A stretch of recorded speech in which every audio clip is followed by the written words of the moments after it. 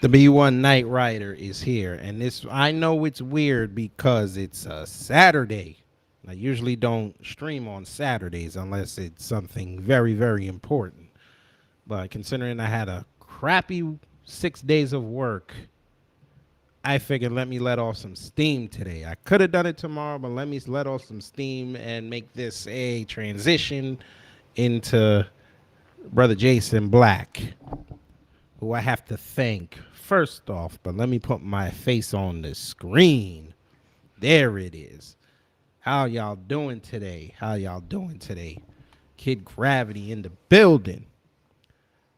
Folks, today is going to be a fun show.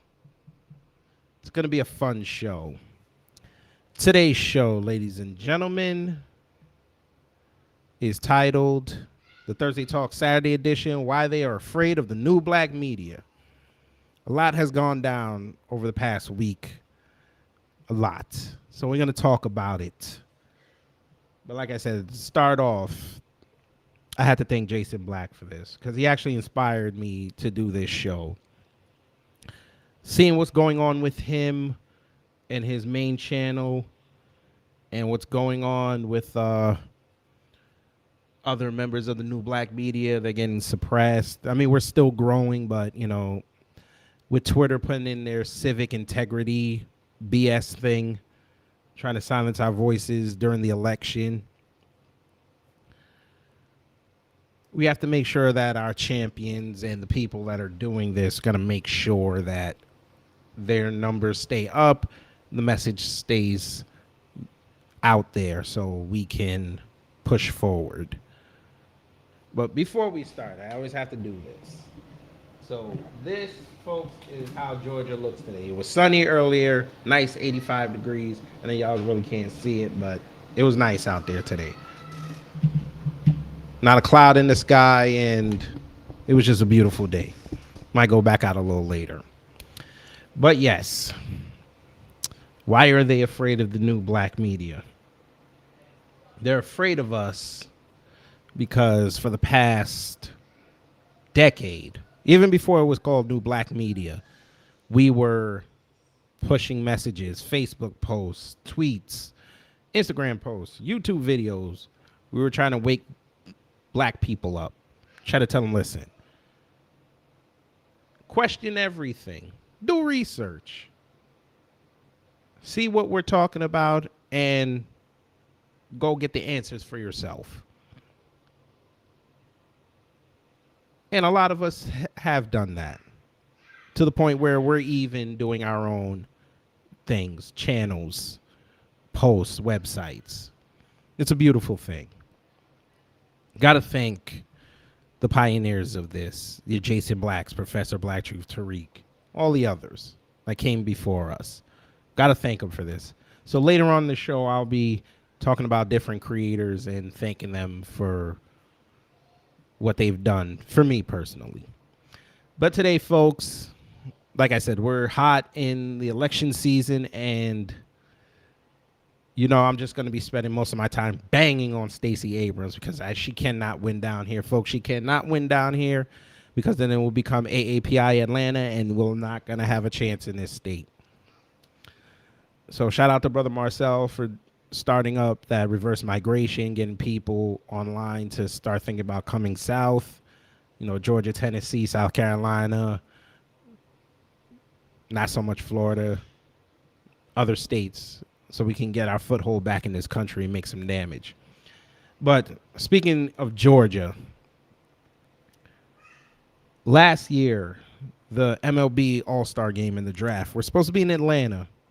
Would have been a boon for the city. We're talking about hundreds, close to $100 million. Some people say it's even more than that.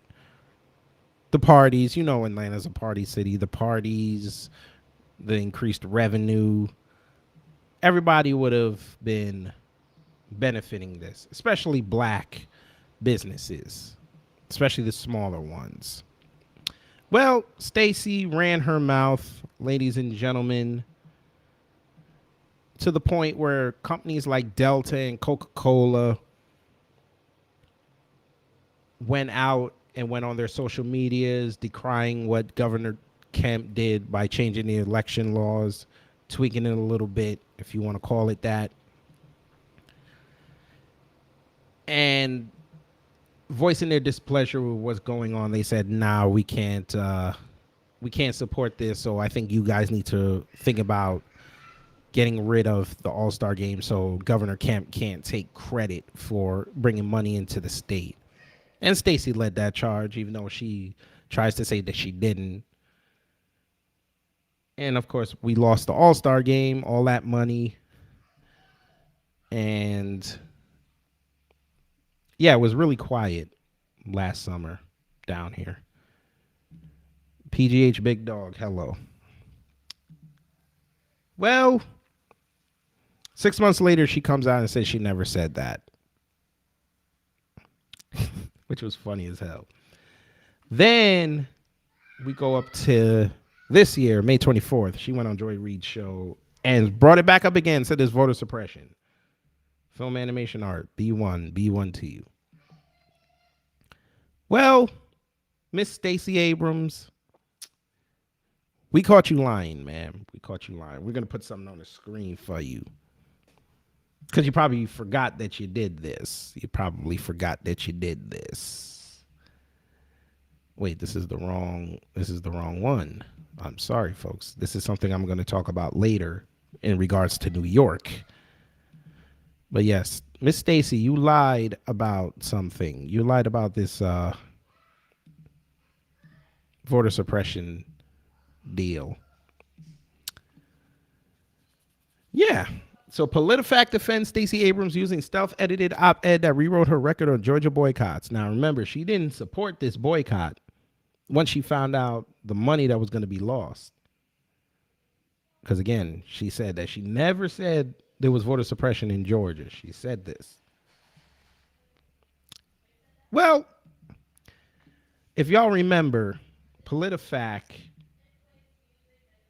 I'm sorry, not PolitiFact. I forget where it was. Let's see. I think it might be in here. It was, where is it? Yes, it was PolitiFact. They put up an op-ed that was talking about Stacey was for the boycotts.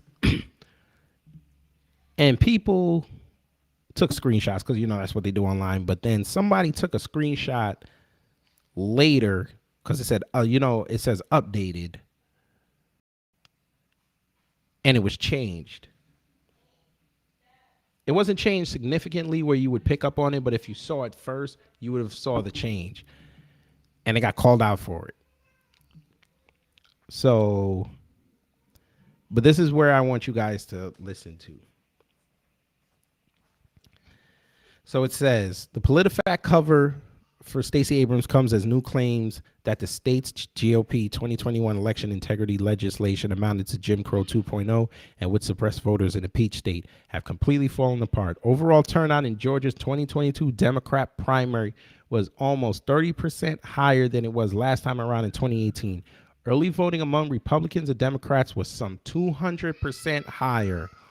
Now, let's ask the question, folks. How in the hell is this voter suppression if there is record turnout for voting and record turnout for registration?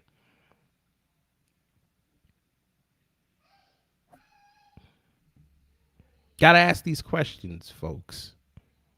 And this will come up to black people in a minute. At the time, the bill to secure Georgia elections was making its way through the state legislature and signed into law by GOP Governor Brian Kemp. Abrams was once in a chorus of Democrats calling for the state of Georgia to be punished. Her comments in 2021 were fresh in the minds of Georgians when she said amid the 2022 primary that her state is the, quote, worst to live in.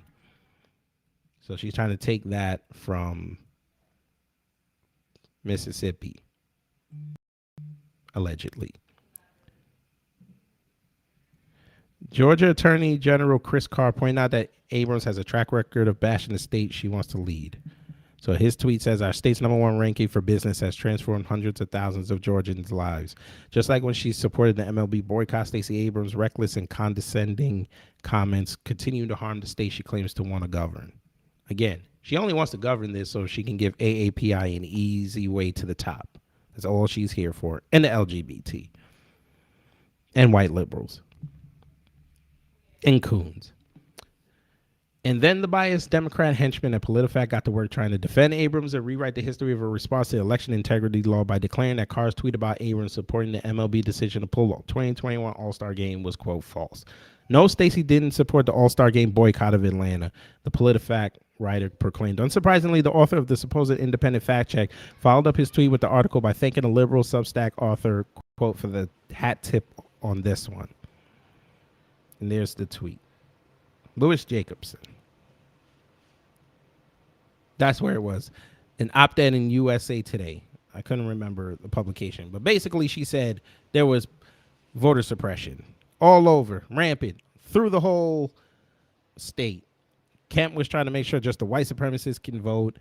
No food or drink on the lines. And it was only going to be voting from 9 to 5, which are peak work hours. Unless you read it, and it says 7 to 7. Yes, they said no electioneering, because they don't want any improprieties, because God forbid you allow that and a bunch of Republicans come in with food trucks and barbecue pits and there's a red wave in goddamn Georgia, then everybody be crying foul. Reverse, everybody on the right side would be crying foul. But yes, Stacey said all this crap.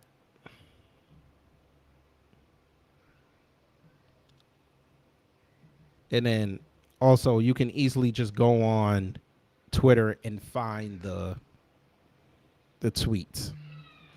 Just put in Stacey Abrams MLB. But I said I'll bring this up towards black men because we all have heard her say, hey, if black men come out and vote for me, I'll win. And now she's out here doing events with black men. Her latest one, I think, was in Savannah. Yes. It was in Savannah, Georgia. And she's so proud, folks. She's so proud.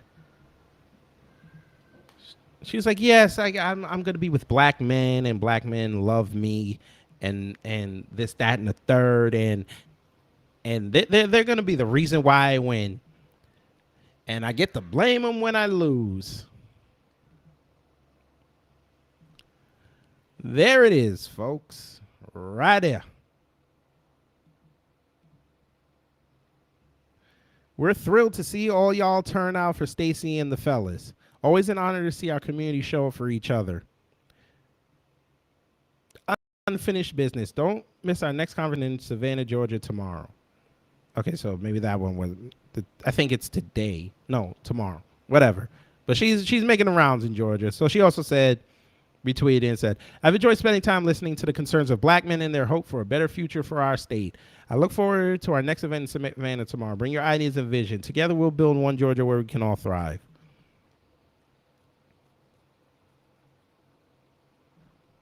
Yes, Brother Torian. And watch, we will be the blame if she loses. Oh, she's going to lose. She's going to lose. And she's going to lose worse than she did last time. Because, again, I keep telling y'all, with these elections, there's only 3 factors people really care about. If they can have money, if the governor says that the state as a whole is going to be safe, and what you're going to do with in regards to the children. You pass those 3, you have a very good chance of winning. Now, we already know Stacey's in favor of Cop City. I'm sure closer to the election, she's going to lie and say that she's not. She wants Cop City. She wants to be able to control the race soldiers. She wants to be the mammy and control race soldiers. And put more in the black communities. So places like Milton and Woodstock and near Lake Lanier will have in the heat of the night type of police. You know, Gillespie in them. And you get to places where black people are, like Decatur, Fairburn, Macon, Albany, Morrow. Yeah, we get NYPD type cops. Let's see what Brother Torian said. I had some troll come into my comment section about the Stacey Abrams saying that it was wrong for me to come at her as a black man. They are drunk off the Stacey cocktail. Yes, they don't like us because, like I said, with new black media, we've been banging on Stacey for the better part of 4 years. Again, I was the one that told a lot of people who didn't want to know this, but she's working with AAPI to actively upend black people in Atlanta. Because regardless of what anybody tells you, Atlanta runs the South. I know Texas is going to get pissed at me. That's fine. I'm sure Nashville and them will get mad at me. That's fine. I'm sure Florida will get mad at me on a guan. Atlanta runs the South because everybody's coming to Atlanta because the money is down here. The celebrity, the fame is down here. If you can make it in Atlanta, you're golden in the South. What is Sister M. Flournoy? Hello. What has she done? Asking for a friend. She smells like a sellout. Ma'am, she's been selling us out for a decade. She was giving AAPI the info under the table from the Gold Dome. She was going on their radio stations, Radio Korea and Radio Vietnam, telling them what's going on there. She didn't go on V103. She didn't go over there and tell Ricky Smiley and the one chick that Cat Williams destroyed. She didn't go over there and tell them what was going on there so we could have heads up, so black people could make the appropriate moves. So now when Biden and them get in, everybody said, hey, it was Georgia that came out for that man. Black people came out for me. They had my back again. When in actuality, when you look at the numbers, it was AAPI that pushed them over the top in Georgia. But they don't want to say that because they spent a whole year trying to cater to black folks, which resulted in not only 8 Asian people getting killed, which helped put over the top that legislation for the anti-hate task force and $50 million in their pocket. But now all of a sudden, all these Democrat, Asian, and Pacific Islander people are talking about they're coming for Atlanta. They're coming for those seats, those legislative seats. Yeah. But what would have happened, folks, if you didn't have new black media telling you this? We would be so further behind, we would be out of existence. I've been telling y'all that for a year and a half now. And thanks to brother Jason Black 2 weeks ago playing that news clip from, what was it, Fox 5 down here, of that Asian woman talking about what are they going to do about the black businesses in Atlanta, the ones that stay open late where all the crime is happening, because that's what she was really saying. She was saying all these other businesses have been closing between 8:30 and 11. These places get to stay open all night, and then we see on these newscasts, there's always some shooting up in Buckhead. There's always some shooting in Southwest Atlanta, Northwest Atlanta, Northeast Atlanta. That's always at some black business. So they all putting all the problems overnight on us. So Stacey gets in. The first thing I'm telling y'all what she do. If y'all get her in, the first thing she's going to do is she's going to put a cap on that. She's going to say all businesses have to shut down at midnight, which is going to kill Atlanta's economy because a lot of their dollars are generated after midnight. They don't like telling y'all that, though. And the second thing that's going to happen, all those businesses that can't operate between 12 and 6 are going to close. Cheap real estate, them Asians coming in and taking it. The white supremacists come in and take it. Kamala's people come in and take it. Now we have less of a business foothold in the city that's supposed to be black. Then they come back around and get special provisions, probably stay up until about 12:30 and make all that money. Black folks getting squeezed out. Got to close at like 10, like 11 o'clock. And if you happen to stay open later, then they start giving out summonses, make money. Then you find out these other businesses are going to say, hey, how come that business gets to stay open 12:30, 1 o'clock in the morning? Oh, they got a permit. Why the hell we didn't get the permit? You didn't apply for it. You didn't tell us. Well, you should have did your due diligence. Yeah, that's what's going to happen, folks, if y'all don't wake up. I'm Flournoy. I'm just tired of these racists and black flakes playing my people. I mean, her and her sister, they're both duplicitous bastards anyway. Her sister, the judge. M. Flournoy, I believe a lot of these so-called crime is imported by the federale to hasten their agenda. I know they do it in Chicago. I kind of want to talk about that, but I know, you know what? I might do I'm going to do it. You know what, M. Flournoy? Thank you. I'm going to do a video on that because I think I know where these problems are coming from. I think I know where they're coming from. It's not the native black, it's not the native Atlanteans doing it. It's a lot of transplants that are doing this. I think a lot of this started after Katrina, from what I'm hearing from a lot of Atlanteans, because Atlanta used to be a lot safer than it is now, but after Katrina, it got a lot worse. But we have Steal My Beats, B1, welcome. So we made history today, folks. I finally got my first super chat. So thank you to Nice T Girl from Sincere Love the God podcast. Check them out. Thank you. Super chat, B1 family. Thank you. Thank you. And I only not got one, but I got two. Keith Weston, thank you so much for the super chat. Black first salute. Yes. Black first always. M. Flournoy, I got a few videos of Google ain't buried them. Send them to me. Send them to me. I had to kind of cancel and rework my gentrification video on New York because I know how YouTube is with their favorite group, the JEWS. So I'm still trying to figure out how I'm going to do that. I might do that next month. I think I figured out a way to do it. But let's continue, folks. I got 14 people in the room. Thank you. Thank you.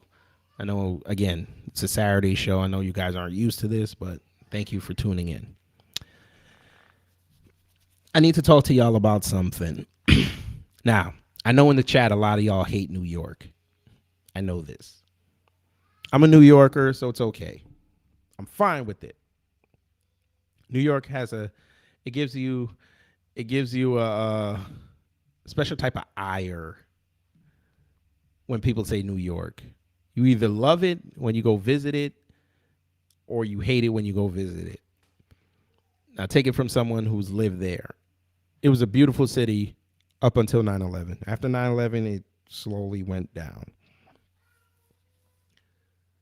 And it doesn't help now that they have those mandates up there. So people can't really work. And it's lost a lot of the vibe. Keith Weston says, shout out to Crown Heights, Brooklyn, New York, home birth town. I'm from East New York, so y'all can go somewhere. Y'all were the first guinea pigs. I like their realness from the at least from the natives. Yes, we will tell you about yourself, B. We will roast you all day, B. We talk about your shoes, B. We talk about your clothes, B. We talk about your girl, B. We talk about your tires on your car, B. Even if you go to the wrong bodega, we gonna talk about your bodega, B. Unless you from Harlem, and then we gonna talk about you, B. Then we gonna snitch on you again, B. But anyway, Dark skinned brothers, shalom, shalom. Welcome. Let's talk about New York. Now, the midterms have always been used as a barometer to see how the election's going to go, the general election. If it works for either side, there can potentially be a very good night. Very good night. I bring New York up because New York is a very funny state when it comes to general elections. As big as it is, over 18 million people. That was the last count a few years ago before the pandemic. New York, well, I'll say it like this. New York City and that enclave, New York City, Long Island, and New York City and Long Island. It's very blue. But outside of Staten Island and Suffolk County, it's usually blue. For whatever reason, I guess because more conservatives and Republicans stay out there in Suffolk and Staten Island. Because, of course, Staten Island, you got all the Italians on one side, on the west side. The east side, you got the black folks in Port Richmond and I think Tottenville.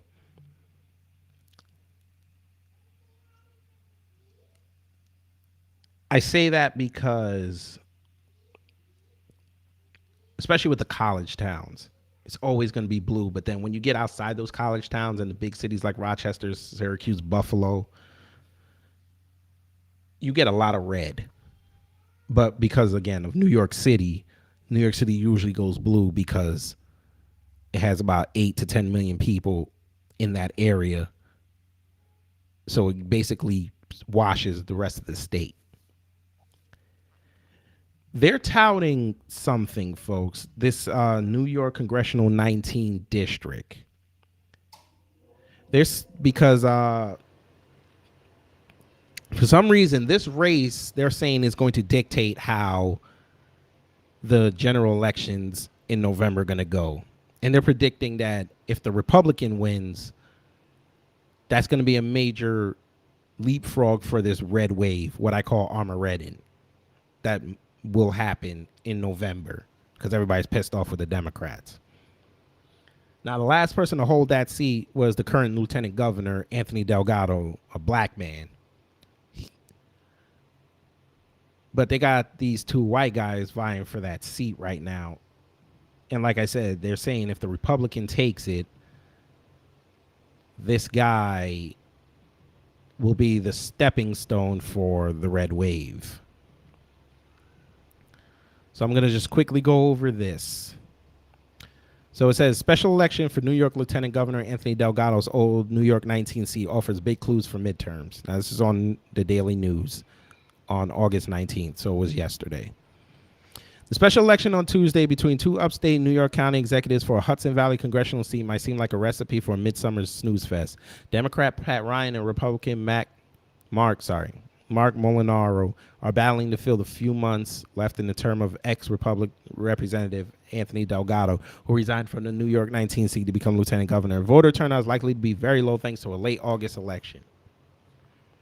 Unless Trump opens his mouth, endorses Molinaro. But political trend observers warn not to sleep on the New York 19 race. That's because special elections, as opposed to primaries or races with an incumbent, have a strong record of predicting the results of upcoming general elections.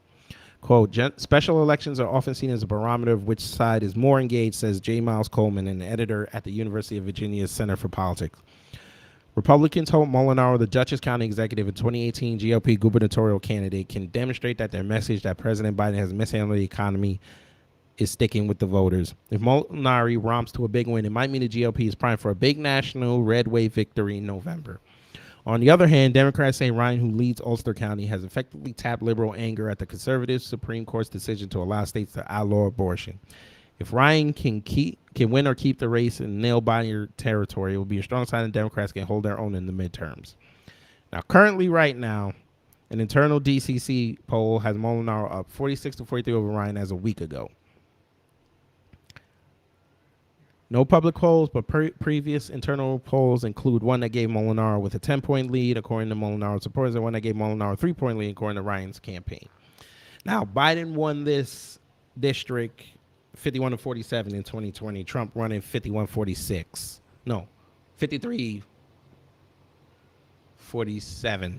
in 2016. So it flip-flops.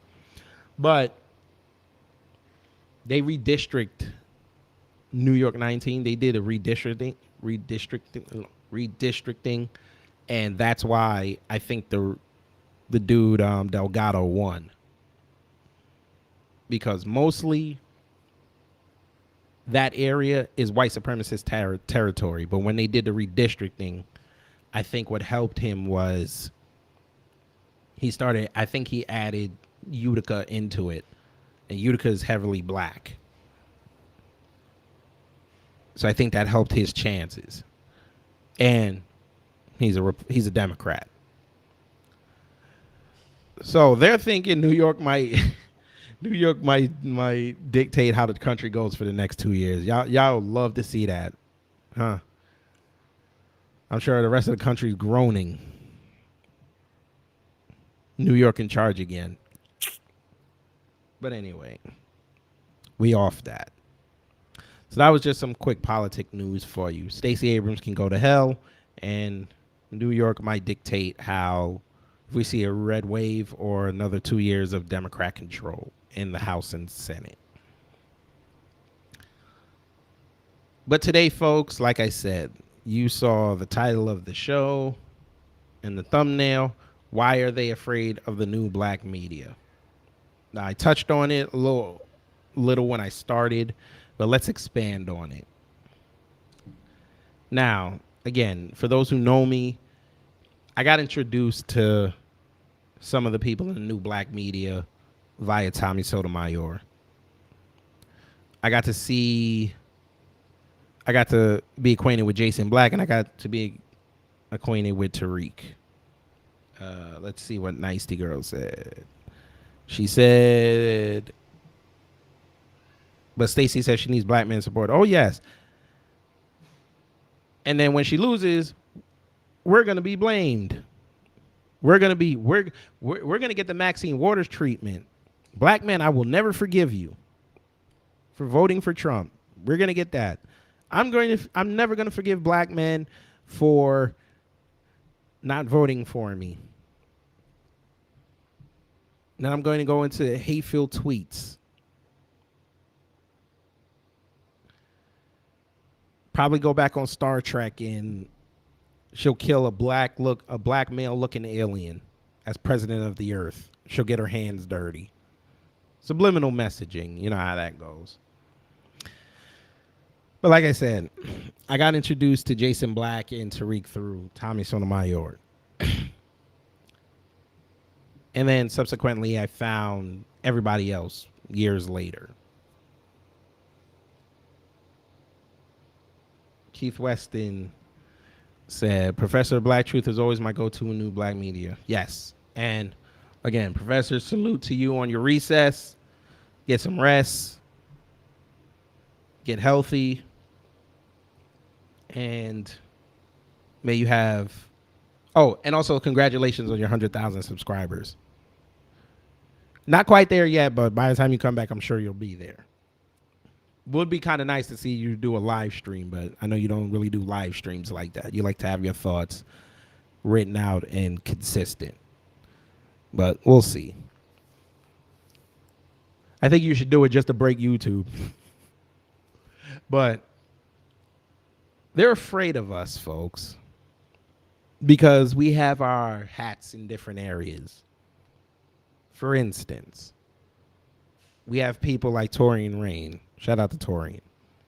He does the news stories that most people bypass. Makes you aware of how duplicitous white supremacy is. And black folks. His Blackaren series. You need to trademark that, by the way. Classic. PPP. Classic.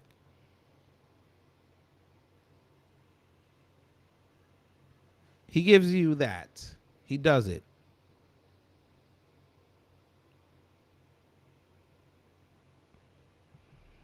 M. Flournoy. Like we care. Like don't pay my bills. Yeah. They don't. Likes don't pay her bills.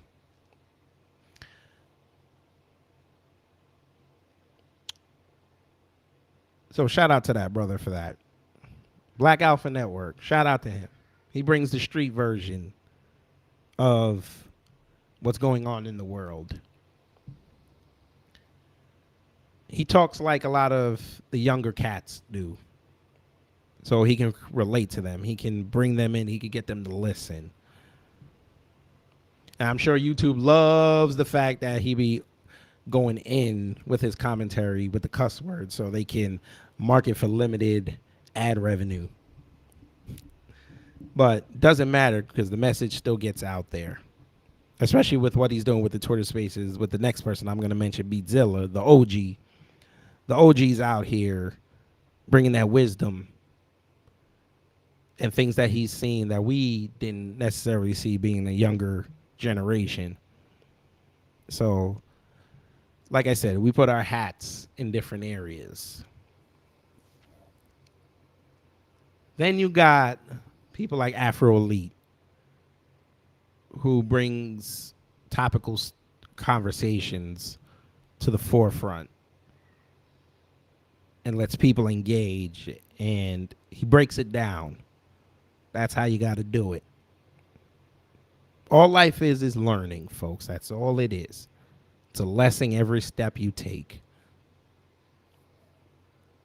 You have people like Sincere to Love God and Nice Tea Girl. Two different coasts come together every week, do news stories, give opinions, bring truth. That's how you got to do it. Queen Amadaya, same thing, does news stories, brings her opinions, even brings Christianity into it. And I'm not a big Christianity fan, but it's not off-putting. So, you know, it's enjoyable to listen to. Six the Goddess brings femininity. A lot of things that are missing, a lot of what's missing in our communities today. Femininity. Everybody wants to be hard. It's okay. Ladies, you don't have to be hard. Unless we're going to have sex. But anyway, but you don't have to be hard all the time. You can rest in your femininity. It's cool. We like to see y'all out in dresses, not saying bra to us. We like that. Sundress summers. Come on, we likes this.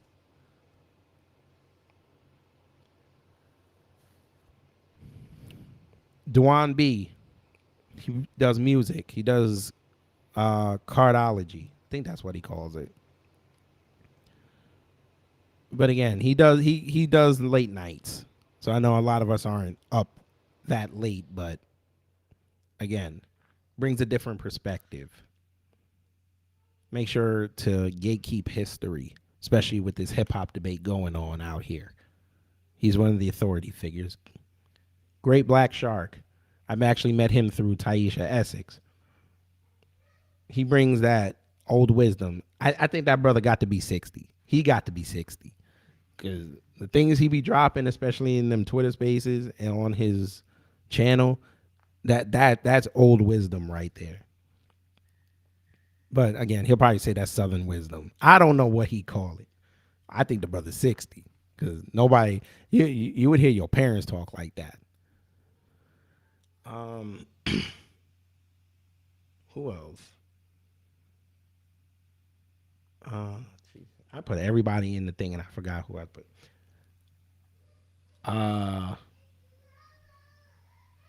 Damn it. TD Hip Hop, yeah. I don't really listen to him that much. I think, you know what? I think they actually unsubscribed me. I think they did. Not him personally, but not them personally, but I think YouTube did it. Because I only see his things come up every now and again. So I might have to go check that. Yes, shout out to the big three. Shout out to the big three. I mean, a lot of everybody that I mentioned, plus the others that I have in the description box, yeah, they help shape this channel. They did. Steal my beats, RZA Islam. Mm, mm.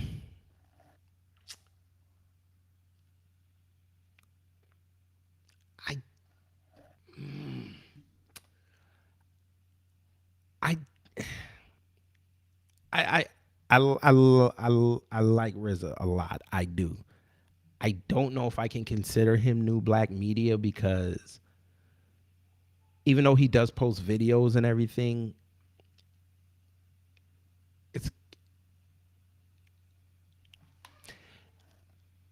a lot of his content has to do with the medical industry, and that's a big problem with us. But it's also for a broad audience.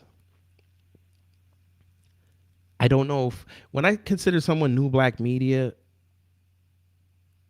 a lot of their content, I would say, I say a lot of his content or her content has to be catered to us. He's 100% new black media and on code. I never said he wasn't on code. I never said that. I'm just saying, maybe you know what? Maybe I'm thinking if I don't see it on YouTube, I don't know. I got, you know what? I'll take you guys' word for it. Okay, I'll consider. I'll say he is new black media. It's just kind of tough because they always suppress him. Yes, Lisa Cabrera too.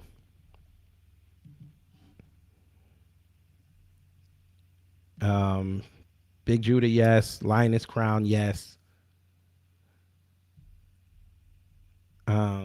And others, of course. But again, it's all because of y'all, actually. Because we could just be doing videos up here and get like 25 hits here and there because we know how YouTube is. We're we would just be spinning our wheels, but you guys support us and you make us want to do this wherever our schedules allow us to.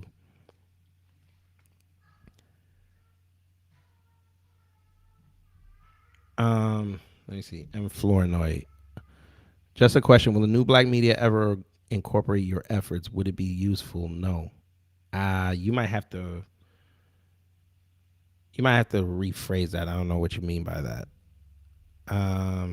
Oh, y'all putting in other channels I ain't even heard of. Okay, let's see. The Black Narrative. Okay, I gotta check them out. The Runaway Slave has a good channel, great info. I will check them out. Reset Race. Okay. Yes, I did mention Afro Elite. Information Man Show. Yes. Oh, I forgot about Phil Scott. I forgot about him. Yeah, just keep naming channels. Might as well. Shit. Might as well get some new. Yes. Africa Diaspora. Yes. But yeah, but like I said, we all have our hats in many different things. Vicky Dillard. Okay. Sure. Demetra K. Yes. I forgot to put her name in the thing as well. So I know who to add later. Uh, she says, I mean, coming together as a collective, coordinating the message. That's what we're doing right now because, especially like I said at the beginning, with this civic integrity committee thing that they put on there, that's supposed to be headed up by Biden's son. They're going to actively try to silence us for the next 2 months. Now, remember, I told y'all this was going to start in July, which it has, but now they're ramping it up because a lot of these people, you know where it really stemmed from? The fact that we banged on that Tiara Mac chick. They never saw nothing like that. Baba Rossin, okay.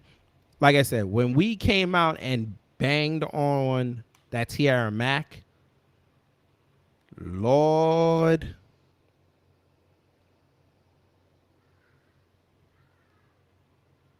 I mean, it's one thing to have Jason Black do it and to get the views. But when you saw channels like Torian and Afro and Black Alpha Network, Beatzilla, myself, Lioness Crown, I forgot about A to Z TV. I'm sure Sister Goddess said something about it. I'm sure she said something about it. Between the videos on here and the posts online and the engagements we were getting and the memes, we can't forget it because a lot of us that are new black media that don't do video content, the memes and the posts went out there and it shocked them to their system. She came, Nicole's View again. Thank you. Yes, Nicole's View. Thank you. The powers that be that propped her up were shocked. They couldn't believe this. So much so that the white supremacists had to copy us and say, you know what, I had to think about that. Hold on, let me bite my lettuce sandwich. I had to think about that. And she doesn't exhibit the values that I think of. Damn, this is a good lettuce sandwich. I ain't had to put no salt on it. That's very good. Things like that. They couldn't believe it. Now she out there copping pleas and blaming black people for what happened to her. Why nobody's caring about her election bid. See, it's easy to bang on Kamala all day. It's easy. Everybody bangs on the administration. That's easy. Notice you ain't even seen Kamala come outside. They're holding her. Last time she came outside was to be that tiebreaker vote for that damn bill. That's going to bring the 87,000 armed IRS agents. Yeah. I would love to see y'all go to Chicago and affect that. But like I said, that's easy to go out and say, hey, go bang on Kamala all day. Go bang on the CBC. That's easy. Everybody does that. The fact we started banging on local people, that's where most of the control is. That's what they don't like telling you. Most of their control is on the local level because you can touch the people a lot quicker than you can with the federal. Brother Mad Black TV, yes, I am subscribed to Mad Black TV.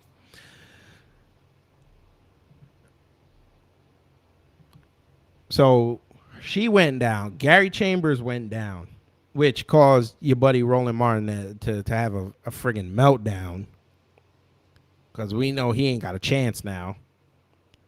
Because we called out what he was doing. He's trying to use all these stereotypes of black people looking cool to push some message. And because we talk about white supremacy all the time, hey, I'm going to kill a KKK member in my ad.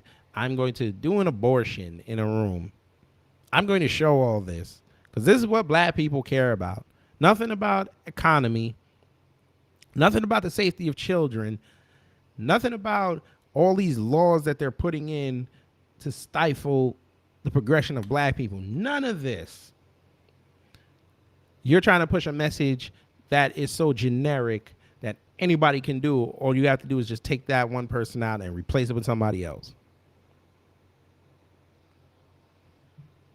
This is why we appreciate Marcel.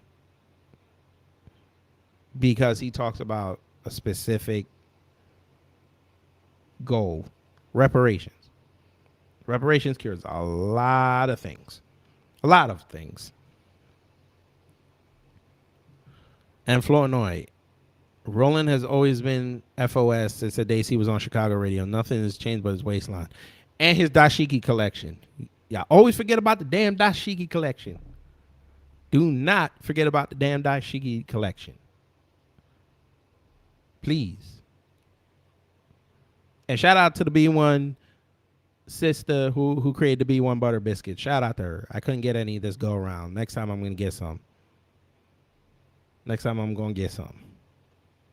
But for all of them who went outside and thought they were going to get over with everybody else, but you didn't come to the grassroots. You didn't come to New Black Media and illustrate your points. We got a statement for you.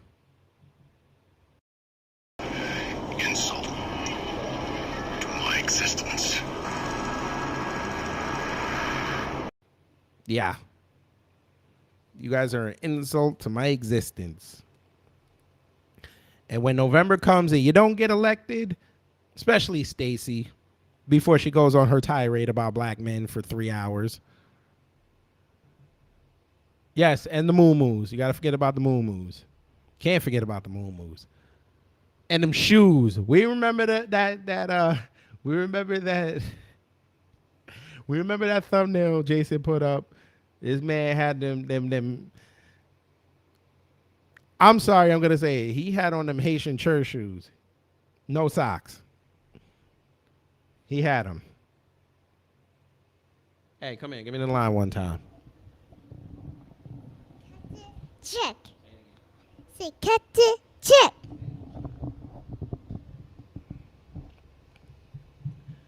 Yes, he had on them. He had on them Haitian shoes. You know, the ones for church, PTA meetings, and if you got to beat your kid. And again, I say he's a coward for not going down to Del Rio, Texas. That man can go to Texas and stand in front of a black church crying in his van, watching people vote like they never got the opportunity to vote ever in life in 2020. But he couldn't go make the trip back down there to go check on his lineage. He can't say nothing to me. Not a word. Again, he stays in D.C. How does a New Yorker drive 4 hours to D.C. to go see what was going on at the Capitol from outside? And you were literally 20 minutes away and you didn't go. I would have respected him if he went. You could have been 4 blocks away with your camera out live streaming. I would have respected it. Nah, you stayed home. You didn't go to Unite the Right in 2018. You let a black man in Louisiana with a giant SUV with all black wheels drive that distance to go stand there and take videos. And Flournoy. No, I thought Roly Poly was out of Texas. No, he stays in D.C. He literally stays in D.C. I don't think he moved after he got fired from News One. I don't think he moved. I know he spends a lot of time in Texas. He ain't in Texas. I could be wrong, but I'm pretty sure he's in D.C. I'm pretty sure. But anyway, that's that man. I thought he was Houston. You know what? Y'all might be right, but I don't know. I feel like I heard Jason say that he was in D.C. I think that because he was again he was banging on him for not going to the. Okay, so he is in D.C. Thank you, Film and Animation Art. That's what I thought because he kept banging on him about not going to Unite the Right, talking about he was 20 minutes away. No, he is in D.C. because remember that night that Jason was talking about what was going on in Del Rio. He was at Hampton's homecoming against Howard.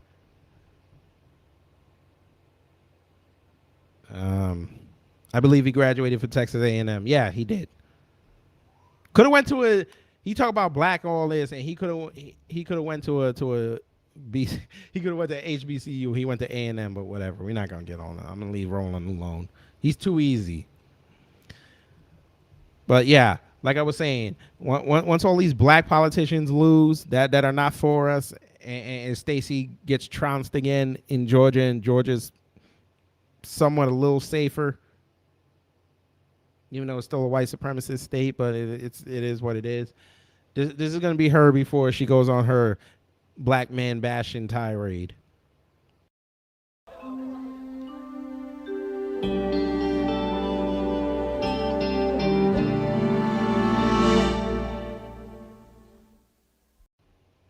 She's not gonna believe it, folks. She won't believe it. And then we all type of criminals and 13%, 50. Well, no, we're 7%, but we're like 85% of the crime. You know, every else stereotype you'll see. And all I'll say is at that night, this is all I'm gonna say. You are a double coon. Yep, you're a double coon. But there's a way you can redeem yourself. Yes, you could. Dance you could. That's right. Dance for your biscuits on stage, saying how we fought the good fight, but we lost again, and there's so much voter suppression down here. Even though black people, I saw the early polls, black people voted for that white man over me. And it was mostly black men. So, you know, the hell with them. And then she'll claim she was drunk. Or hangry, whichever one. And I'm just gonna be like, let's see. You can best believe when she loses, she's gonna be calling black men. Oh, names. She's gonna come up with names from up north that a lot of y'all southern people ain't heard before.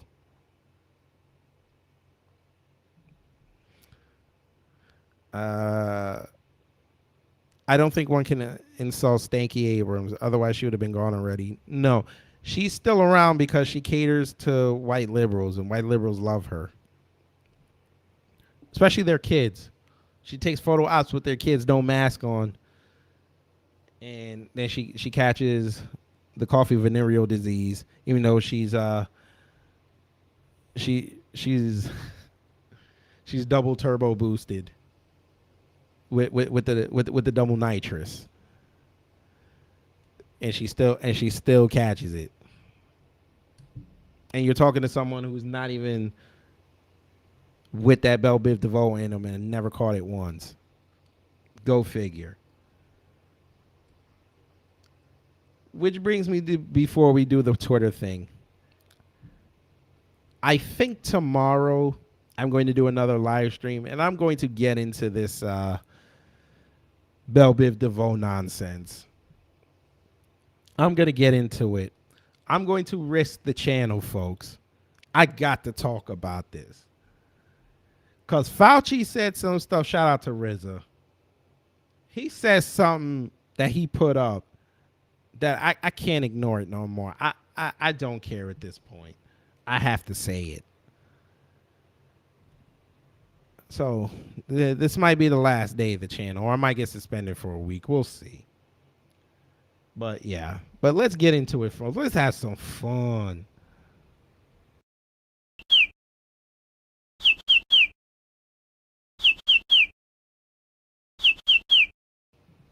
That's right, folks. It's Twitter time. We look at the Twitter bookmarks that I have kept over the week. And we're going to start off with a doozy, folks. We have to put a white supremacist on the Summer Jam screen. Yes, we do. Oh, we do. Now, this white supremacist is named James Patrick. What did this white supremacist do, folks? That is an ugly white man. God, dog. He looked like a villain in some Clint Eastwood Western. Or he could be a new horror villain. But what did this white man say? This lawyer, what did he say? And I also forgot about Urban X TV as new black media. He said our leaders blame society and white privilege for it, assuming they even admit it exists. And no, wait, I might be going ahead. Let me see. Oh, so property is racist. So when blacks steal property, they are stealing something racist. So therefore, they are being racist. Whomever hired this genius should have to refund the tuition paid by her students. First, blacks should pay reparations to the northern troops who died in the Civil War, and pay for all of the deliberate harm and suffering done to innocent whites as a result of a decades-long tsunami of black crime. He's not sugarcoating a damn thing now, is he? Our leaders blame society and white privilege for assuming they even admit it exists and know the criminal justice system is not biased against blacks. The jails are full of them, not because of bias, but because they commit so much violent crime. So as a lawyer, you're just going to forget the laws. Okay, say less. Thank you, Jesse Kelly, for having the guts to point this out. The truth is there's a significant subset of blacks that are responsible for a widely disproportionate amount of violent crime. There's that 1350 again. And something has to be done about it instead of stemming this tsunami of black crime. I think I might have read it out of order. The Hispanics recognized the Dems are grifters a couple years after they got here. The blacks never learned anything. Okay. What she says is that blacks are out of control. I mean, they have always been out of control, but since the cops are now afraid to go after them, they are really out of control. And no, the prisons aren't full of them because of racism, because they do prison-worthy stuff. If they did, who would the blacks rob and rape and kill? Depriving them of victims would be a form of oppression. No. This is a lawyer, folks. This is a lawyer saying this. A lawyer. He has more.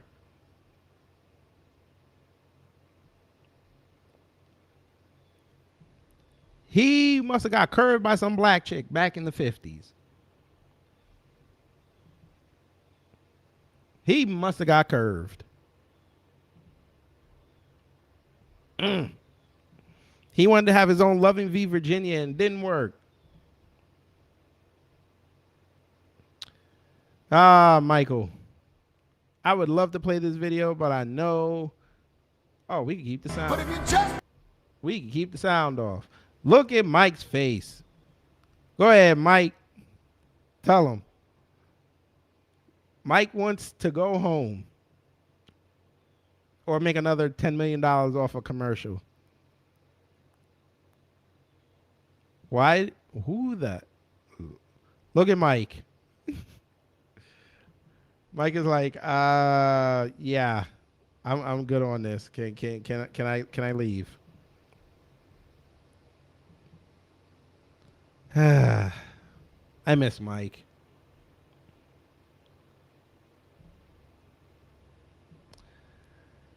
All right, ladies, where are the ladies in the building? I need the ladies in the building. I need this question answered. Ladies in the building. This chick said this. She said this. She said, no man will ever convince me that his last name is more important to me than mine.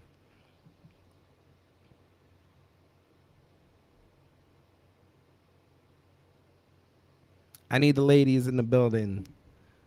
Is she right or is she wrong? No man will ever convince me that his last name is more important to me than mine. Fellas, you can weigh in as well. But I want some ladies to answer this.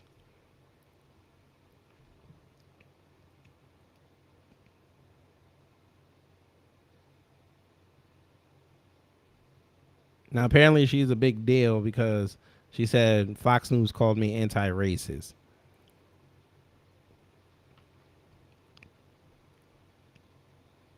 She's viral and Belle Biv DeVoe. Okay. That's great for you. Sure, she is single. Because who wants to deal with that? Then she got mad. She got ratioed to hell. Who would like to see the ratios? Let's see the ratios. You already have a man's last name and he owns your family. Damn. And it was a black woman who said that. Damn. I disagree. I carry my husband's name and proud of it. It was my family's glue. Yeah. All right. Shout out to M. Flournoy. Yes, that's what I'm talking about. So this black woman. Damn, black woman. Okay, let's go. Somebody told her shut up. All right. Black man, you're not tired of bringing this up. So apparently she's done this. Oh, so she has a history. So she does this like every 2 months. All right, say less. So she must not have a daddy because nobody goes. Somebody put up 4 tweets of her saying this. Damn. Okay. Let's see. I'm never changing my name ever. Okay, so somebody agrees with her. I don't I don't know why women always feel the need to announce such narratives to the world. Just find your kind of man and settle down, and better yet, just be single. Okay. People don't want to take their spouse's last name. People that don't want to take their spouse's last name want to remind us every day. As in, just don't take it, hyphenate or add a slash. No one cares. I don't know why you want us reach strangers on the internet to reaffirm your decision. So they're going in on her. All right. And then, of course, when she gets ratioed, she says, the way y'all pissed about how I feel about my name and my legacy shows that you want control over someone who ain't even in your life. And that's a problem. You can't spell legacy without lacy. G shit. Take it up with your boss. What? People, we're not doing this. You can't spell legacy without lacy. G shit.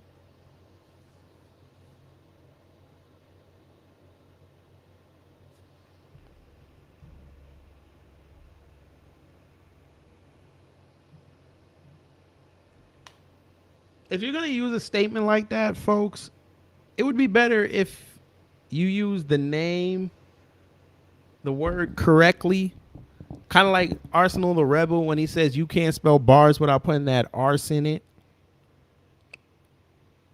Have it follow one line. Don't jumble it up. That makes you look kind of stupid.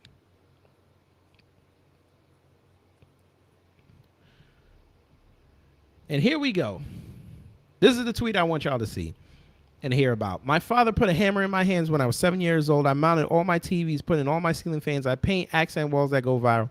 I'm huge in my field. My parents didn't teach me that I was inferior because I was a girl. I didn't grow up to be less than any man. But you're carrying your father's last name.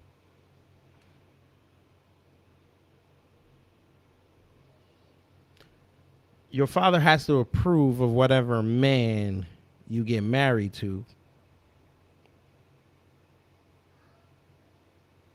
take his last name. Or like somebody said, since you're this viral person, you don't have to take his name, but you're going to still be attached to that man.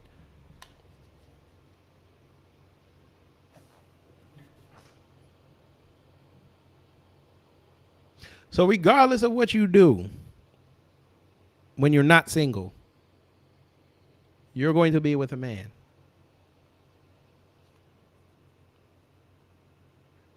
When you do your taxes, his name is going to be on your taxes, unless y'all do the file separately, which would be stupid. Your birth, your certificates, birth for your children, and your marriage certificate are going to have both your names on it. When your father passes away, unless you have brothers or he has brothers, that name goes away. Because if your mama remarried, she'd take that man's name.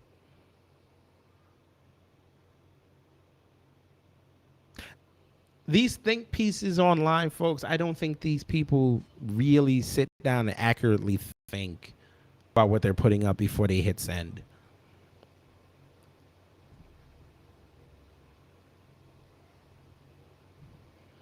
Then we got this, folks. We got this white supremacist who showed up and said to all the people saying that you'll never get to be married, studies show single women are happier than married women. Who told her this lie? If you, okay, white woman, Lord have mercy.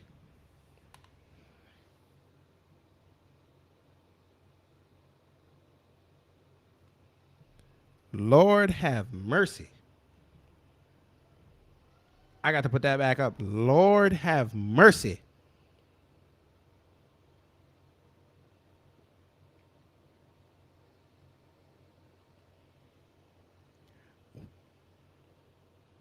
What is, lady, you should not be pointing your nose up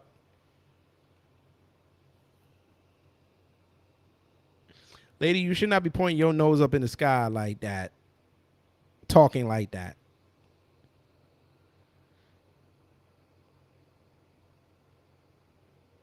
You have a look on your face, lady, like you just realized you ain't bathed in 3 weeks. And you finally got a whiff of yourself.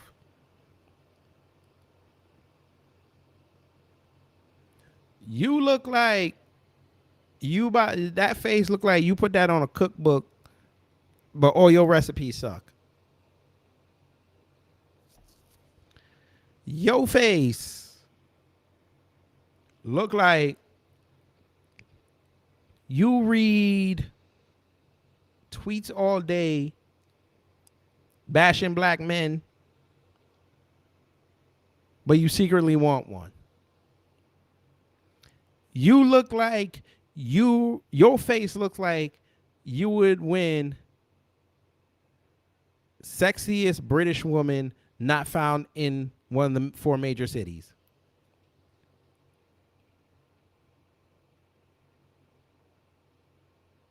You look like you would be perfect as a representative of the DMV. You would be the floor manager.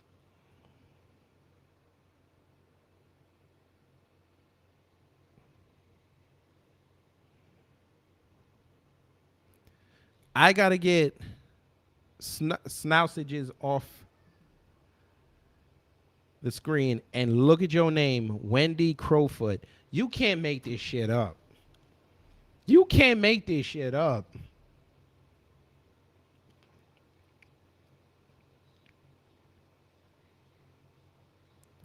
You can't make this up. I responded to her. She didn't see it. I told her, right, all the content on social media and YouTube about women complaining about men because married life is just so terrible. Notice you don't see married women complaining at the same rate.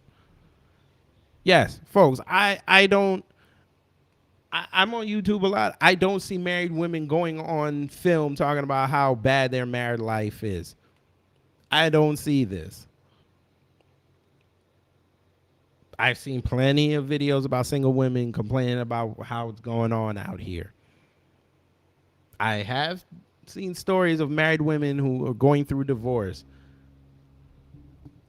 complain about their men. That's something completely different, but pretty sure a happily married woman is not going online complaining about her husband, because a happily married woman would go to her husband, sit them down, and have a conversation. That's one of the main tenets of marriage, communication. So for the wicked witch of the West to go on film, go on Twitter and say, hey, single women are a lot happier than married women, that just confirmed for me that you can't get no man. But you could probably smell one from around the corner. I'm finna leave her alone. And this crazy black woman. I'm gonna leave her alone. Folk, he finna do it. Wait a minute. He finna do it. Polis aradılar mı? There you go. Bye.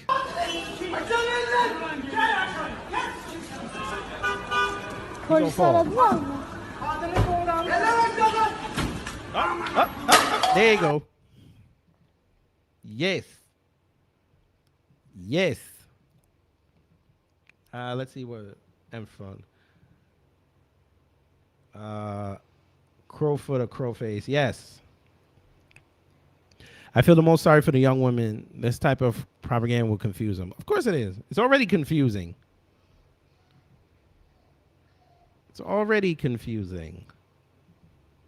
Let's go back to the bookmarks.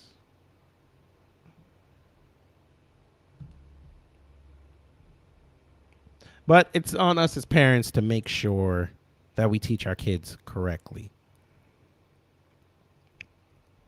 Who wants to see the legendary Nipsey Hussle video again? Let's watch this. Nipsey was on one that day, but he was 100% right. You don't do what these fools, which I found out later that they were not black Americans born here, pulled off. Hey, what's up, Nipsey? How you doing today? Fair use. What y'all doing? Hey, you can't touch my phone. What you doing? What you doing right now is theft. You want Hey, to theft. I'm not stealing nothing. You just took the phone out of the car. You just took the phone out of the Like car. that, huh? Y'all don't like that, Oh, I do don't you? care. Hey, What's Nipsey, crazy? that's illegal what you What just y'all did, doing? bro. I'm filming y'all like I'm filming me. What's Nah, up? you're gonna go to jail for that, bro. Are y'all the police? You just broke. Oh, you see how quick it turns, folks. As quick as the world turns. Y'all were trying to get a picture of this man, and now all of a sudden, y'all talking about y'all gonna throw this man in jail. Interesting. But let's continue. I don't care about you taking pictures of her. Folks, they just got taught a valuable lesson. Our dark-skinned brother, he wasn't on a bad day. That's not a bad day for Nipsey. That was a regular day, because he even said, you lucky I wasn't on some BS. Because he was prepared to go to jail if he was on some BS. He was just having a normal day, but you know how quick a day can turn when someone does something that you don't like. But like I said, they got taught a valuable lesson that day. Everybody wants to be TMZ. Everybody want to run out here and get a celebrity to say what's up to them or talk in their camera so they can upload it. Not everybody's about that. I mean, we've seen those videos of TMZ at LAX catching celebrities come back. And a lot of them like, listen, can I just get to my gate, get my bags, and go home, man? I was just on a flight. I just came off this movie set. I just came from Vegas doing some work. I mean, I'm tired. I don't know. Why are you just going to stick a camera in my face? I was telling my wife this the other day, too. Remember how back in the day when we used to grow up, they used to have the newscasters in front of the crime scene? Or as close as they can get to it. Now, all of a sudden, they're ways away because people threaten them. How does it... A lot of us grew up in the hood. How would that look? You see a news camera or somebody with a camera crew walking on the block. Aren't you not going to ask questions? You just going to let them bypass.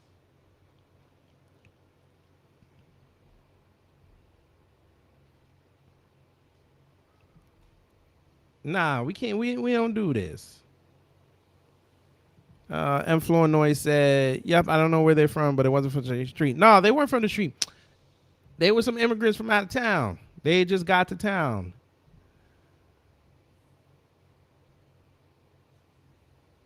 She wasn't about that life. See how quick? Let me tell y'all something. If she was really about that life, number one, they would have respected not going up to Nipsey like that. They would have been like, everybody else be like, hey, brother Nipsey, how you doing? Respect to what you've been doing, brother. You know, can we ask you a couple questions? If he said yes, all right, cool, you got something. And he said no, you'd be like, all right, you know what, brother, I appreciate that. Maybe you're not in the mood for it. Have a good day. He'd have remembered that. So if he'd have saw you again, he'd be like, oh, yeah, y'all came up to my store that day and y'all were trying to get an interview. I wasn't feeling it that day. If y'all got a couple minutes, I'll talk to you. Respect begets respect. But y'all just going to come up in there. Y'all see that man pull up and y'all just going to drop a camera in his face. You lucky you ain't smacked the camera out your hand.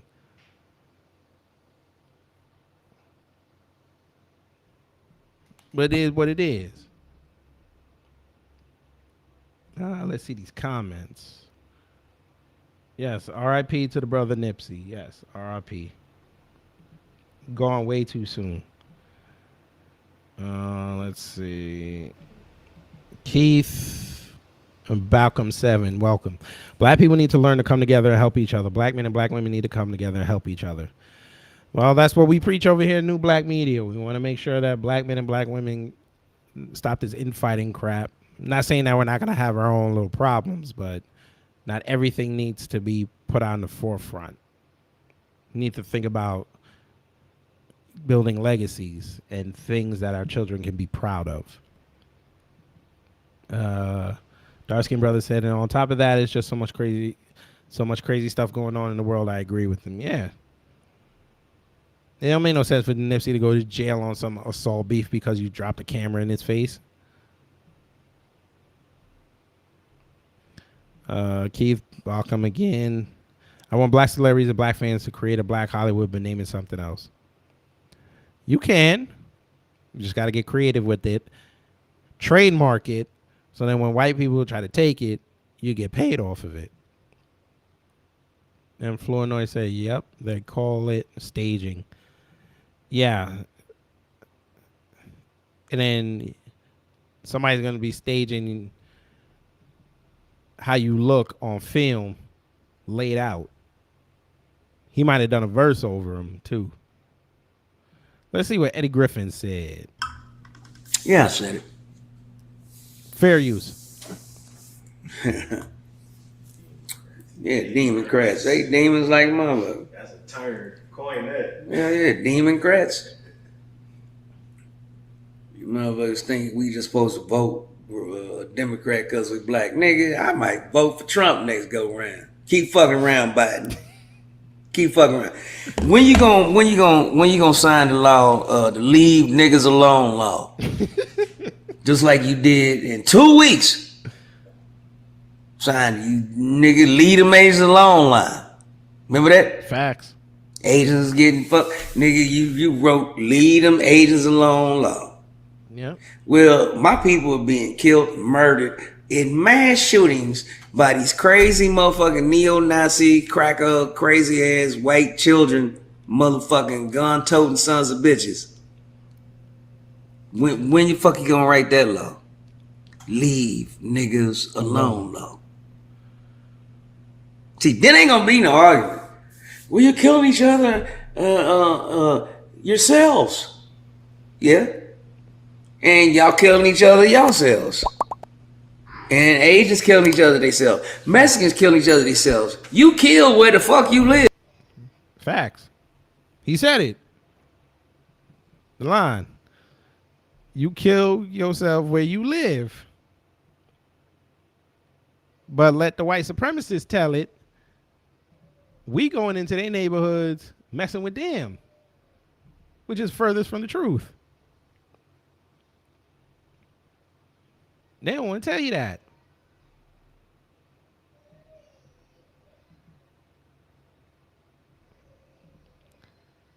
I didn't vote for Biden or Trump. I voted for a third-party candidate. Next time I'm voting for an unaffiliated person. That's fine. Look, I told y'all, as long as y'all do y'all research on these candidates and you feel as though your vote ain't going to matter because they both going to screw you, that's fine. Go sit that out.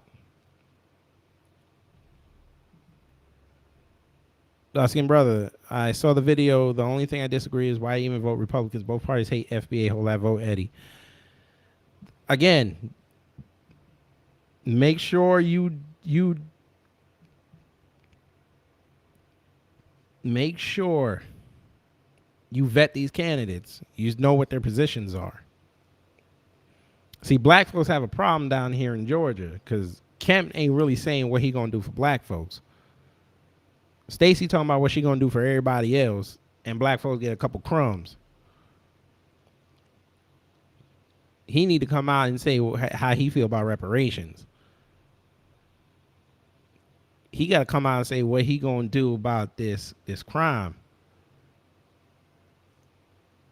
How he's gonna enrich the black children. That's what he need to do. You can't be in a largely black state being quiet. That's not gonna work here. And Flournoy, I agree. I don't find MAGA hats fashionable, but I want that wall, and I'm gonna stand on it. Black people want the wall. But here's the thing with us. See, we not gonna come out saying say build the wall. Motherfuckers was out there talking about call ICE. Call ICE. By the way, do y'all know 1.8 million people tried to come over that border last month? 1.8 million. How many of you think they released in black neighborhoods? Love to have that data.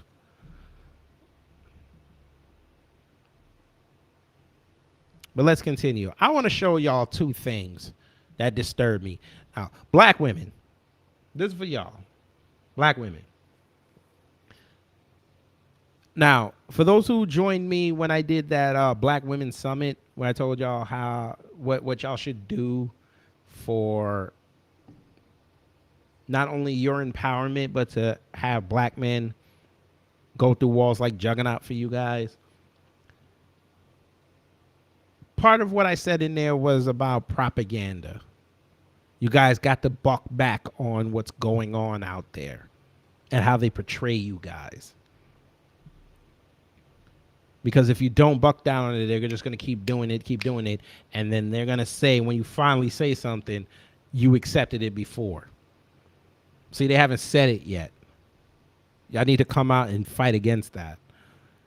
Tyrone Simpson, welcome. Stacey Abrams pandering black men. Now it's support. Soft. Nope. We're not supporting her. She's already proven that she's against us. She's only going to get the ones that have some money by gaslighting them into saying that Kemp is going to take away your livelihood. But folks, I want to play two things. I want to show you two things. Now again, propaganda is a very big tool in media because they help promote sales and they also help promote agendas. I need y'all to explain this to me. Explain this. Dogs with your strollers.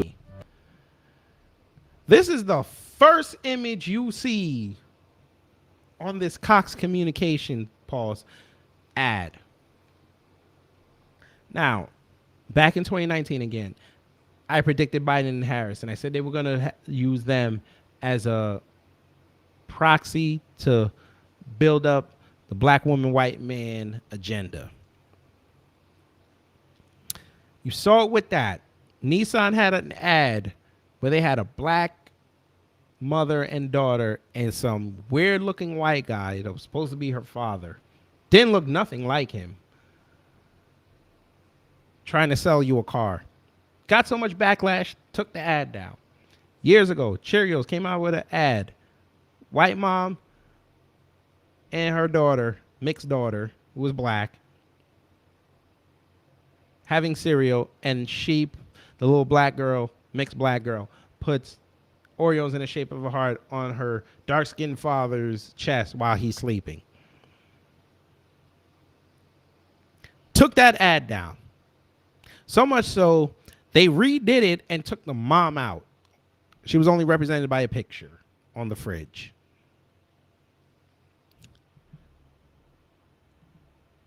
Let's see.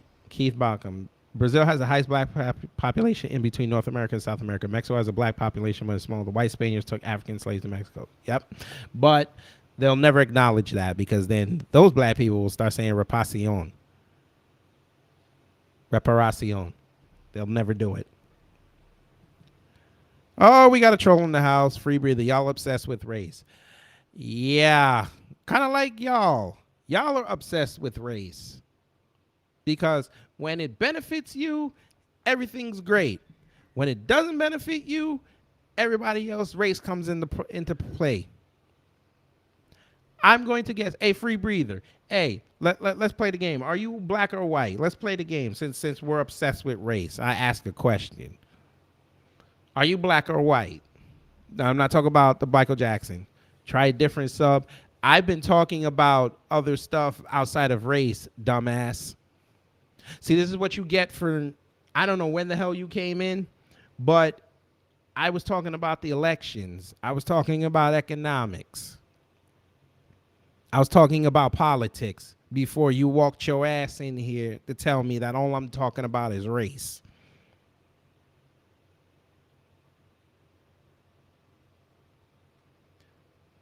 Not for an hour? You sure about that?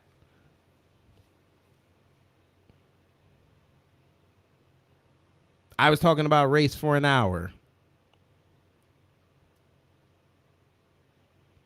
So I brought up politics, didn't bring race into it. I brought up news, didn't bring race into it.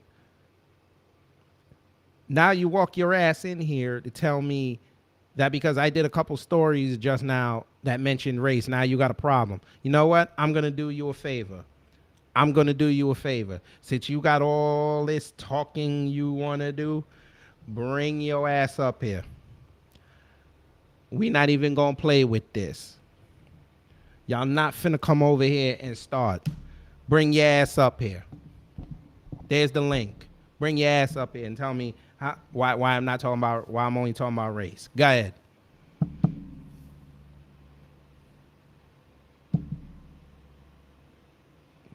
I'm tired of y'all coming up in here want to police somebody's content.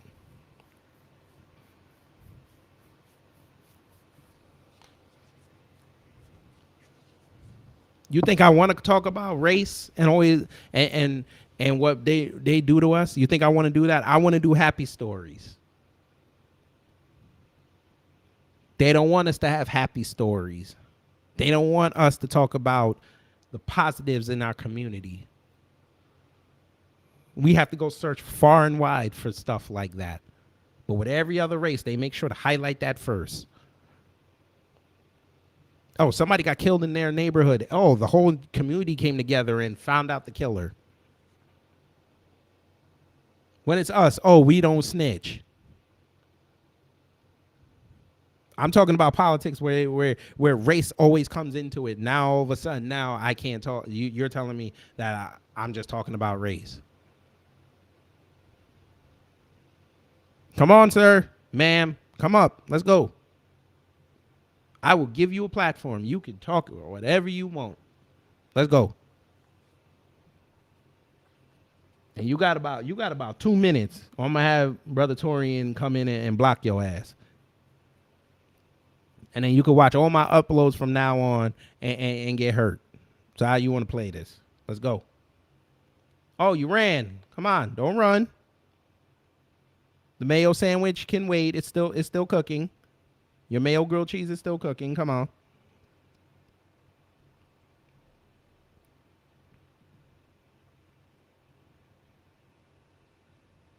It wasn't, I guess it wasn't race when Trump was in and he was helping everybody. It wasn't race then, right? But then it became race when he started doing bad stuff to black people. Then it became about race. It was positive for him to talk about the Latinos when they supported him. That was positive. What y'all fail to realize is this whole world's about race. That's the way they want it set up as. They want us to see the differences in everybody. I would rather just compete with someone just based off what they do, not how they look. But they don't allow us to do that. Controversy creates cash. But I'm going to continue because he's obviously a pussy. He ain't going to come up here. But let's go. I got to talk about Cox Paws. I got to talk about this. How is this acceptable? To know our neighbors. We see people walk. It's been a challenge getting to know our neighbors. We see people walk past our house. We see their dogs. We see their strollers. Wait for the we don't end. know their names. I wish we were more of a neighborhood. Wait, this might not be the one. It's been a challenge. This wasn't the ad. But the first one they put up there. First one. All right, say less. Exactly, Kid Gravity Beyond. We want to build our neighborhood, build our community in peace, but white supremacy also always shows up and targets us based on race. Oh yeah. We were thriving in Brooklyn until they started gentrifying it. Now we can't even get a foothold in there anymore. Our foothold is gone. The only people that seem to be making it out there are Caribbean folks. Black Americans are not well represented in Brooklyn. And it sucks.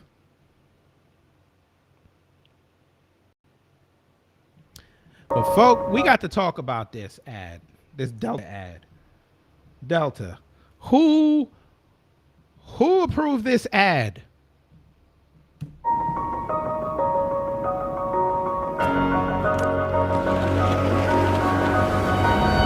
The end of your journey is only the beginning of your story.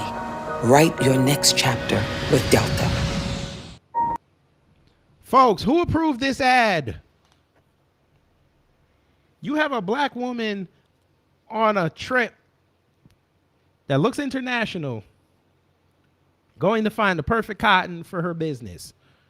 She's on a plane, folks, talking to a black flight attendant. Well, speaking. Well, they're not speaking, but he's smiling to see if she needs anything. Holding a giant piece of cotton. Who approved this ad?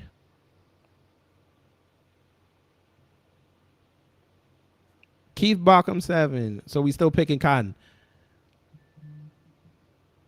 I guess. But again, who approved this ad? I thought that was a drink in her head. Nah, nobody, Brother Tori, nobody would massage a drink like that. Ain't nobody. Okay, fine, I'll say it. She's clearly not from America. Like she wasn't born there. It's definitely giving me African vibes. It could be an international commercial.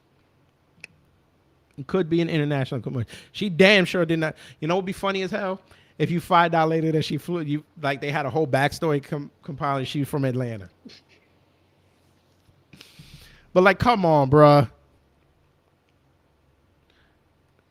Like, come on, bro. Who approved this?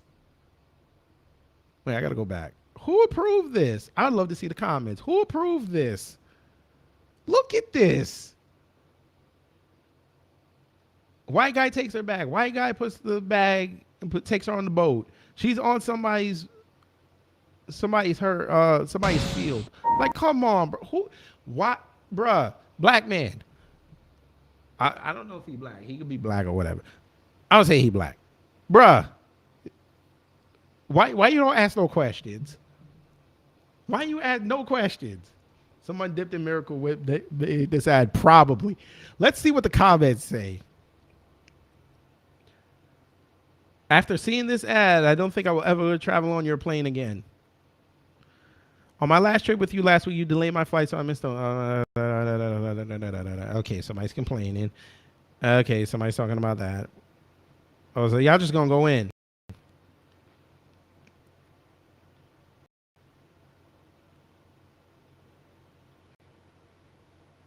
Whoa, Hunter Biden.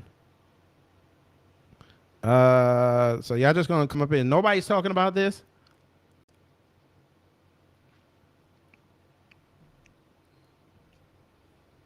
Wait a minute. So nobody's gonna talk about what's going on in this ad. Y'all just gonna come under this and just complain about why Delta is.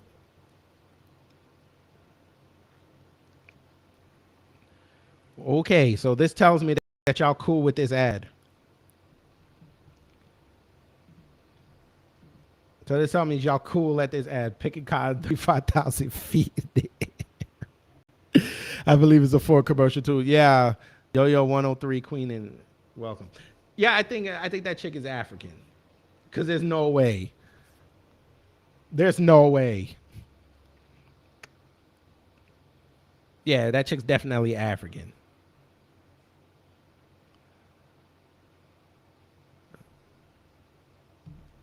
Let's see what the Ethiopian dude said. Let's see. Sorry. Yeah, let's see what this Ethiopian dude said. He's blaming African Americans for their victimization. I'd like to see where he got this leap from. Let's see how he made this leap. This might be interesting to read. Why did Ethiopia's prime minister blame African Americans for their victimization? Now, this is on Modern Ghana by Asafa Jalata. That sound like somebody's national dish, but whatever.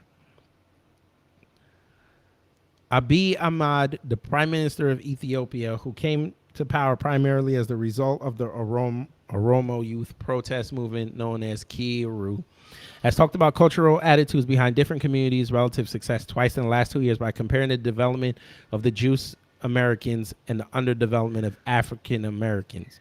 Huh. So the Jewish Americans are going over to Ethiopia. I did not know this. Abiy argued that the Jews have become prosperous and powerful Americans by forgetting their past oppression, while blacks have caused their own suffering and underdevelopment by focusing on their past victimization. The 2019 Nobel Peace Prize winner asserted that American Jews collectively decided to avoid dwelling on their past mistreatment and look forward to their future achievement. On the contrary, he said, by focusing on their racial oppression and exploitation and by ignoring their future, African Americans have remained at the bottom of U.S. society. He said it.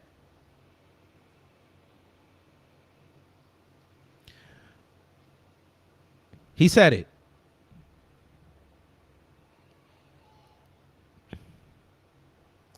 Quote, 70 to 80 years ago in the United States, two groups of people were discriminated against, the Jews and the blacks.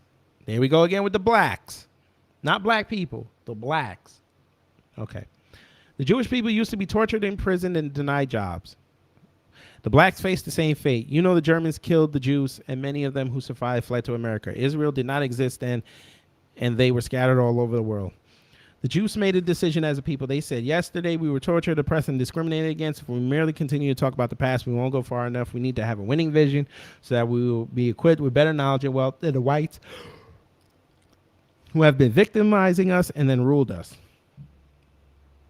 So he's acknowledging the Jews versus the Anglo-Saxons. Okay.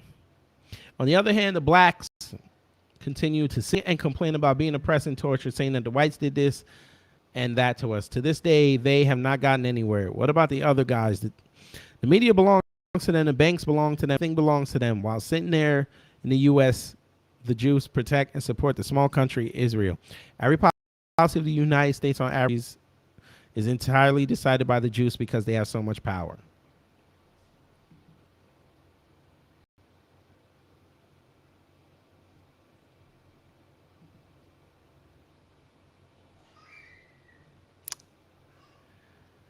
When they say,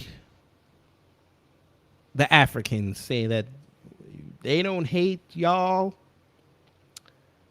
here's another clear-cut example of them saying what they really think of you.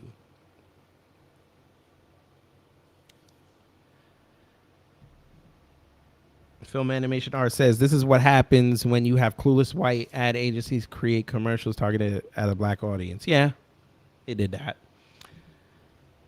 Tyrone Simpson, Ethiopian Prime Minister, is uneducated. He is. Film Animation Art, I wonder if any black writers were in the room when this was created. Hell no.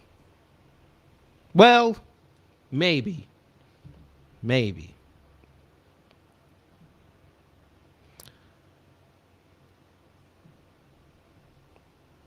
The premiere also made similar comments in Amharic when he spoke to a group of artists in Addis Ababa on June 27th of 2018. Quote, during the long American system of racial discrimination, the most victimized segments of the society were the blacks and the Jews. Both were tortured, oppressed, imprisoned, and denied the right to work and acquire properties. The difference is after the civil rights movements, the songs, poems, films, and dramas of the Jews became forward-looking. They became about conquering the world and economic empowerment.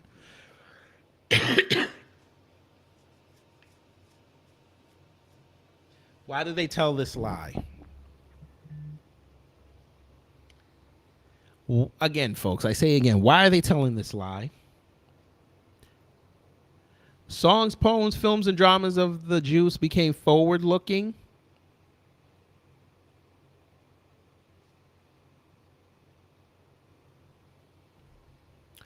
How many movies about the Holocaust made since the civil rights movement? 25 kid, welcome. How are you? How many about the Holocaust have been made? And they never showed what happened after the Holocaust, like the family, like 60 years down the road. I've never seen a movie like that yet. Y'all can point it out to me. I haven't seen it.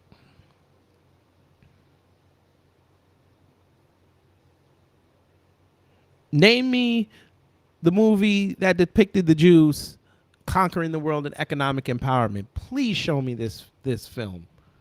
I've seen them have Jewish characters in shows be the authority figures and like the head honchos and everything. The charismatic ones, I've seen this, but please show me the movie about the Jews that's talking about economic empowerment and conquering the world.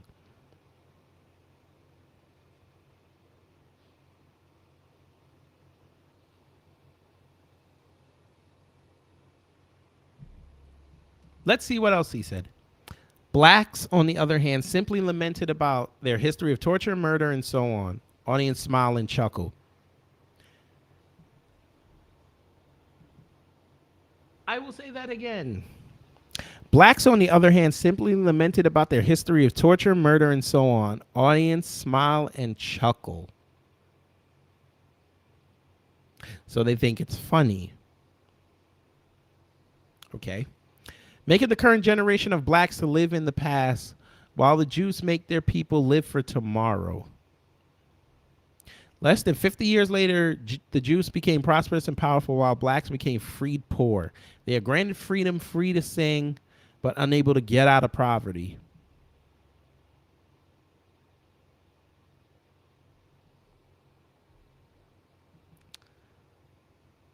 That's actually true. The closest movie that covers afterwards was Sophie's Choice. This.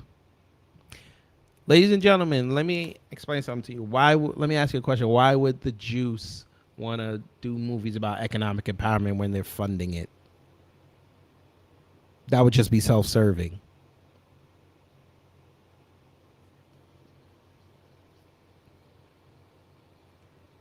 There's no creativity in that. I know I'm going to get in trouble for saying this, but who's really about to go to a movie theater to watch a movie about the Jews having economic empowerment, given their perceived history in this country? Who's going to go watch that?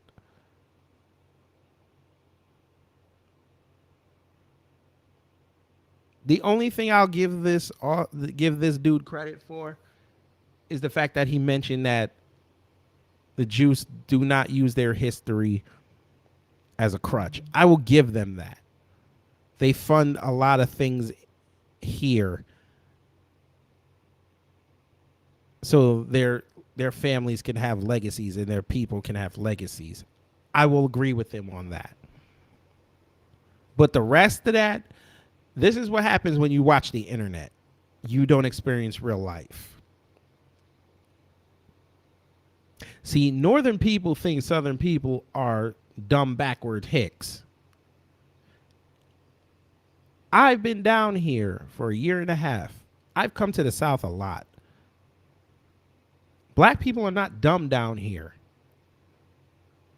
Are they different? Absolutely. Are they dumb? No. Suffice to say, you could argue that the southern people are a lot, they're just as smart, if not smarter than northern people.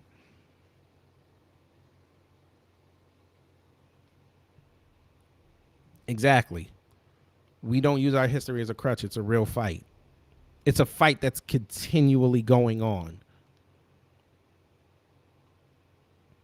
So for this guy to come on in front of an audience and basically say that he's basically saying black people are lazy.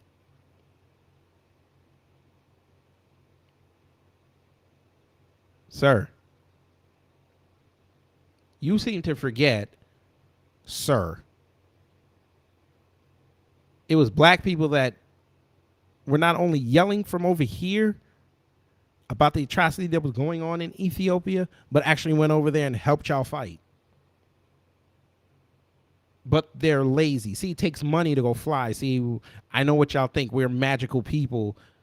Well, black Americans are these mythical creatures. They turn into unicorns or some shit, and they just fly wherever they want to go. You know, like the comic book character Icon. Like that motherfuckers, the motherfuckers is just icon and rocket. They just fly wherever they want.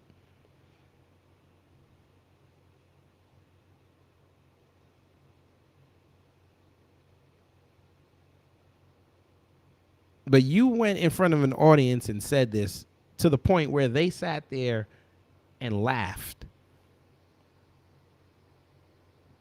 But we know damn well from over here, if you got exposed as what's going on in your country, y'all would be the first ones complaining that, hey, all they're doing is putting out propaganda on us. That's not true. With proof. Jackson Harlem, welcome. Then y'all want to run around and say, "Oh, this is why we can't come together because it's just those hateful FBA and hateful Black Americans." No, motherfucker, it's shit like this that we keep saying, you guys are saying, and then y'all lying and saying you don't say it. And we bring up the proof. Oh, that's not us. That's them Nigerians. That's not us. That's them Cameroonians. That's not us. That's them Sudanese. That's not us. That's them South Africans. That's not us. That's them Kenyans. Now you're seeing damn near every country on the continent somewhere somebody has these thoughts.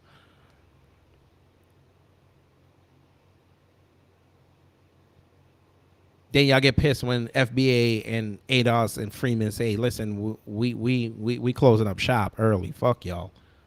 Y'all get pissed.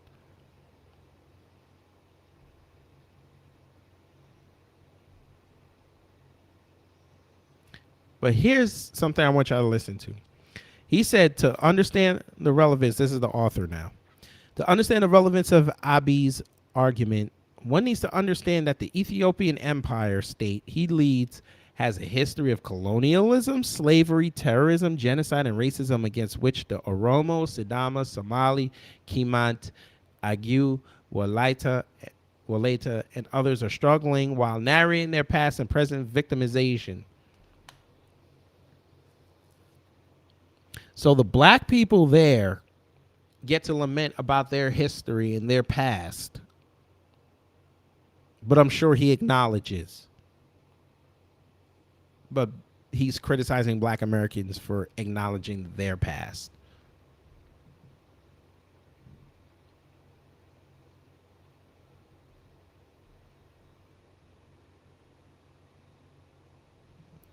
In his speeches, the Prime Minister implicitly discredited the narratives of these colonized and victimized groups in order to rationalize and legitimize the crimes of the Ethiopian government through inventing a false narrative about African Americans. We call that word salad paragraph projection. I'm surprised he did not say that with the access to the internet, Ethiopians are acting like those lazy blacks. I'm surprised he didn't say that.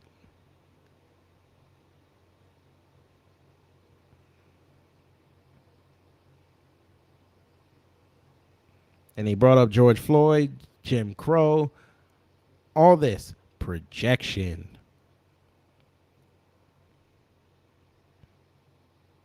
Projection.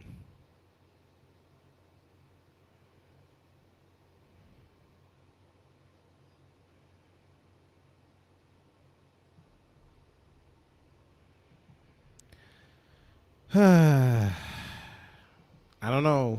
I don't know, my friends. I don't know. They do too much.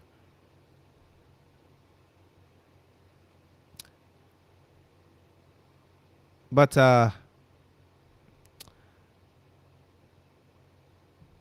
let's end it off with something positive. Let's end it off with something positive.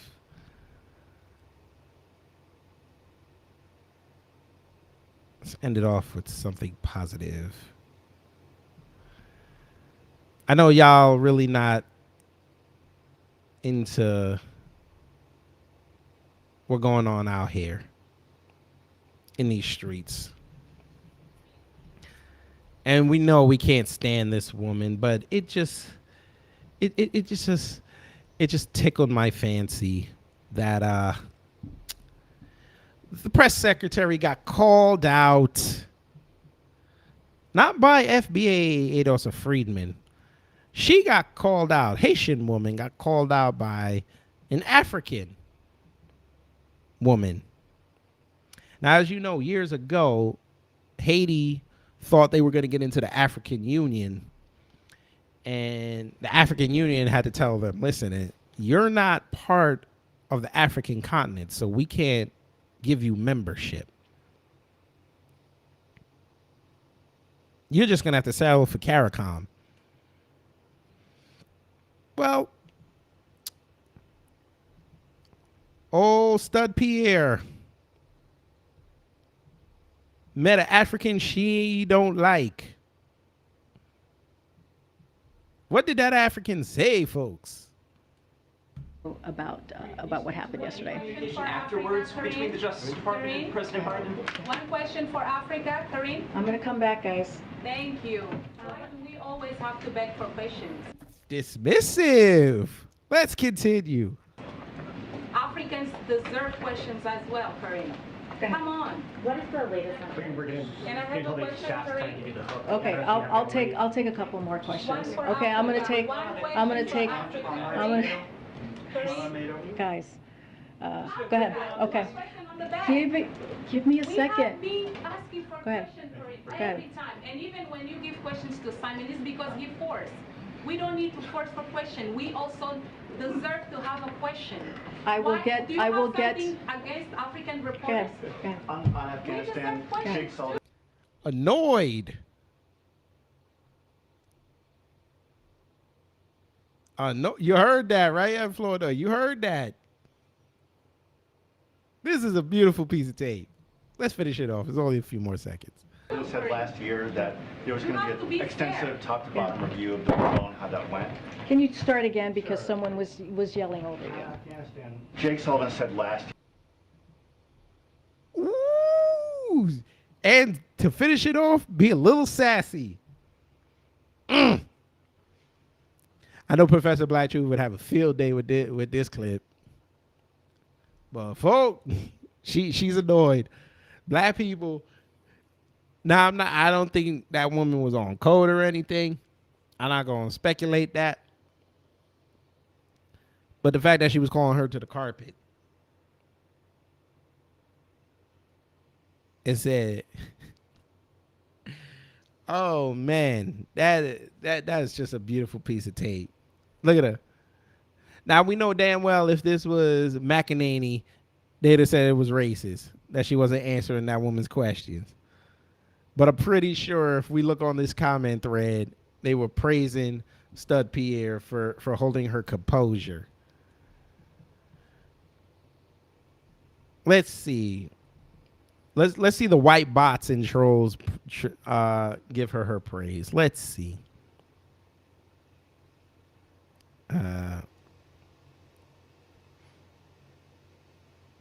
Freeman Amaru is there.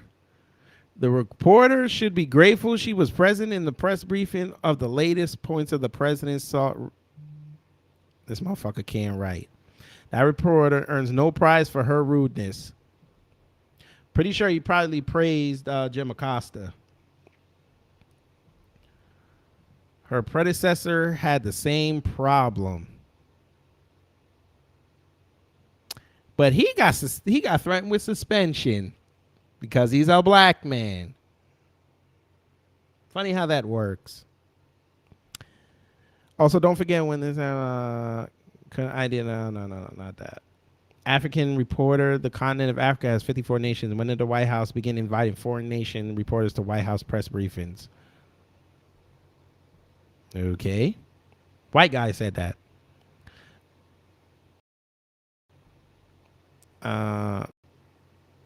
No wonder the Africans favor the Chinese because they have always given them due respect.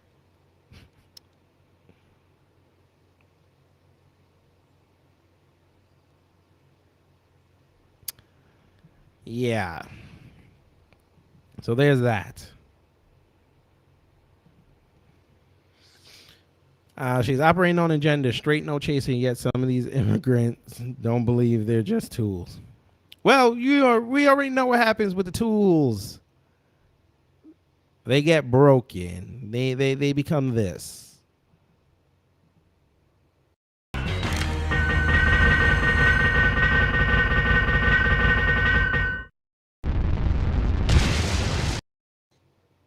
Their whole world gets broken. Don't worry. I feel like she's gonna stay the whole term, and then she'll get on CNN with her white wife. They'll have a show together or a podcast. Maybe even jump into YouTube. A day in the life of Corinne and whatever her wife's name is. It escapes me at the moment. My bad. But yeah. Yeah. That's going to happen.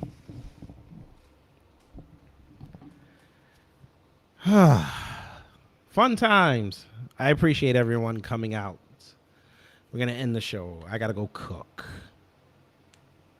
I got some salmon that I marinated. I got to go cook that. Let's see. They'll do it to their own, even if it means that AB white supremacy will be extinguished. Sure. I mean,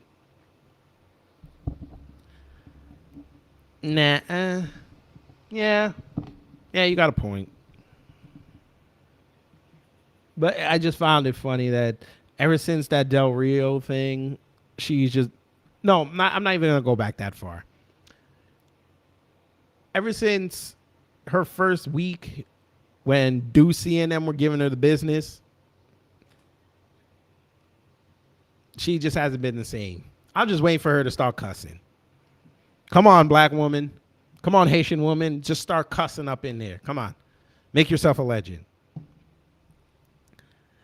But anyway, let me get up out of here and go cook. I'd like to thank all of y'all for coming to the Saturday show. It was enjoyable. It was fun. Make sure you share it out. We'll decompress a little bit.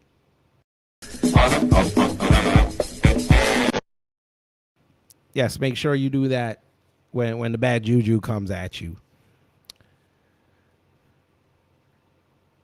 So everyone, take care, stay safe, and don't be like this. Fancy cooked.